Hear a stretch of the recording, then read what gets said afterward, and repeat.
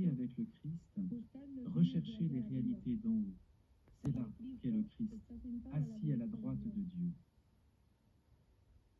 Pensez aux réalités d'en haut, non à celles de la terre.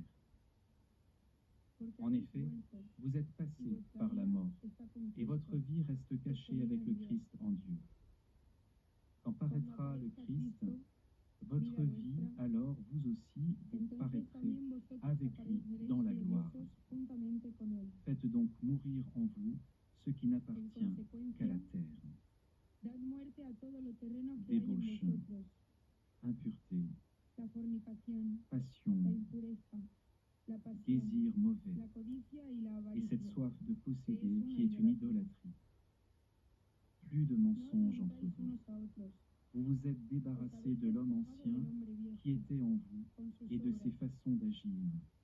Et vous vous êtes revêtu de l'homme nouveau qui, pour se conformer à l'image de son Créateur, se renouvelle sans cesse en vue de la pleine connaissance.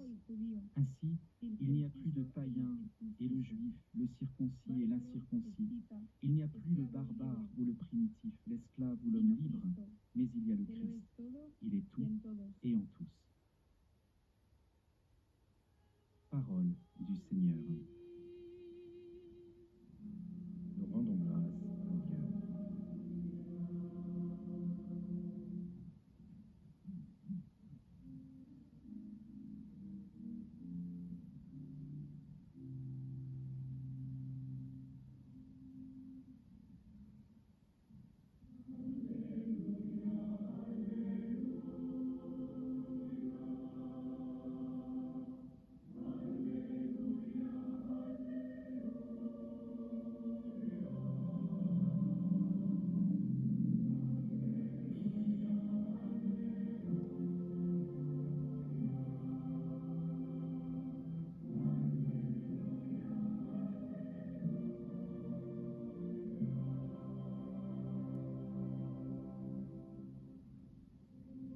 Heureux les pauvres de cœur, car le royaume des cieux est à eux.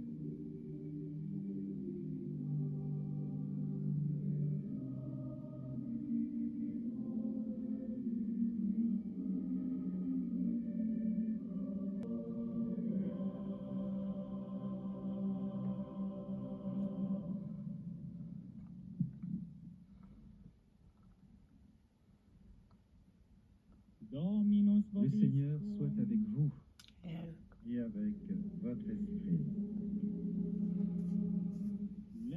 Évangile de Jésus-Christ selon saint Luc.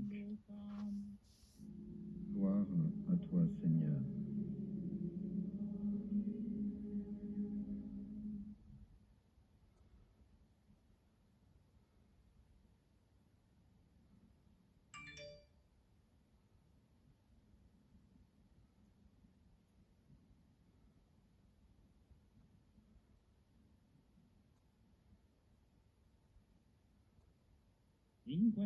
En ce temps-là, du milieu de la foule, quelqu'un demanda à Jésus, « Maître, dis à mon frère de partager avec moi notre héritage. » Jésus lui répondit, « Homme, qui donc m'a établi pour être votre juge ou l'arbitre de vos partages ?» Puis, s'adressant à tous, gardez-vous bien de toute avidité, car la vie de quelqu'un, même dans l'abondance, ne dépend pas de ce qu'il possède.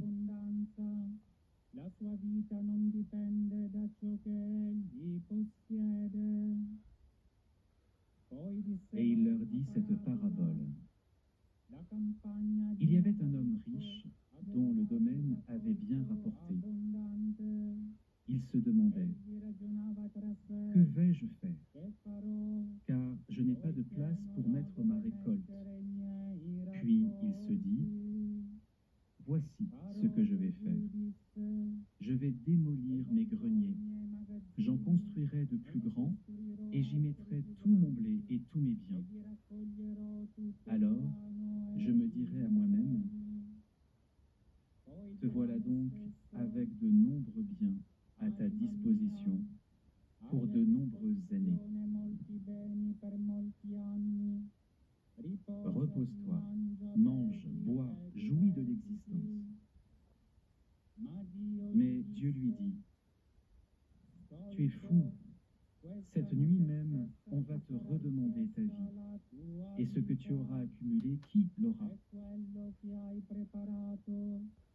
Voilà ce qui arrive à celui qui amasse pour lui-même, au lieu d'être riche en vue de Dieu.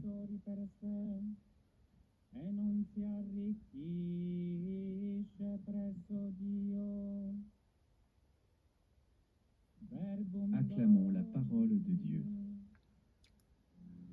Louange à toi, Seigneur Jésus.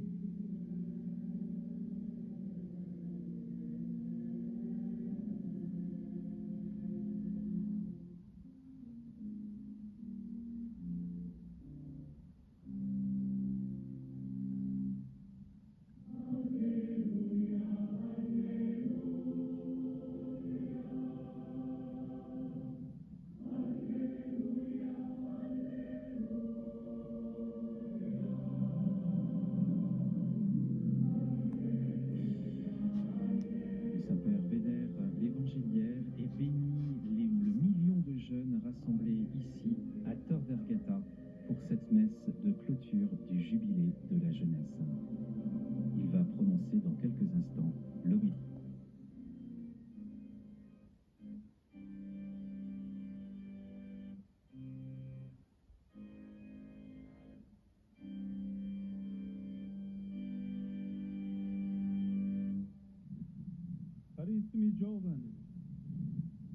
Très chers jeunes, après la veillée vécue ensemble hier soir, nous nous retrouvons aujourd'hui pour célébrer l'Eucharistie, sacrement du don total de soi que le Seigneur a fait pour nous.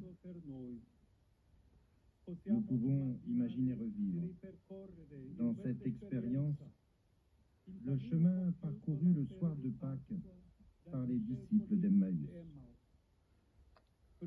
D'abord, ils s'éloignaient de Jérusalem, effrayés et déçus. Ils partaient convaincus qu'après la mort de Jésus, il n'y avait plus rien à attendre, plus rien à espérer. Et pourtant, ils l'ont précisément rencontré, ils l'ont accueilli comme compagnon de voyage, ils l'ont écouté pendant qu'il leur expliquait les Écritures, et enfin, ils l'ont reconnu à la fraction du pain. Sujet tabou à éviter. La fragilité dont il nous parle fait en effet partie de la merveille que nous sommes. Pensons au symbole de l'herbe. N'est-ce pas magnifique, un pré en fleurs? Certes, elles sont délicates, faites de tiges fines, vulnérables, susceptibles de se dessécher, de se plier, de se briser. Mais en même temps, elles sont immédiatement remplacées par d'autres qui poussent après elles, et dont les premières deviennent généreusement nutriments et servent d'engrais en se consumant sur le sol. C'est ainsi que vit le champ, se renouvelant continuellement, et même pendant les mois froids d'hiver, quand tout semble silencieux, son énergie frémit sous terre et se prépare à exploser au printemps en 1000 couleurs. Nous aussi, chers amis, nous sommes ainsi faits. Nous sommes faits pour cela. Non pour une vie où tout est acquis et immobile, mais pour une existence qui se régénère constamment dans le don, dans l'amour. Et ainsi, nous aspirons continuellement à un plus qu'aucune réalité créée ne peut nous donner. Nous ressentons une soif si grande et si brûlante qu'aucune boisson de ce monde ne peut l'étancher. Face à cette soif, ne trompons pas notre cœur en essayant de l'apaiser avec des substituts inefficaces. Écoutons-la plutôt. Faisons-en un tabouret sur lequel nous pouvons monter pour nous pencher comme des enfants sur la pointe des pieds, à la fenêtre de la rencontre avec Dieu. Nous nous trouverons face à lui, qui nous attend, qui frappe même gentiment à la vitre de notre âme.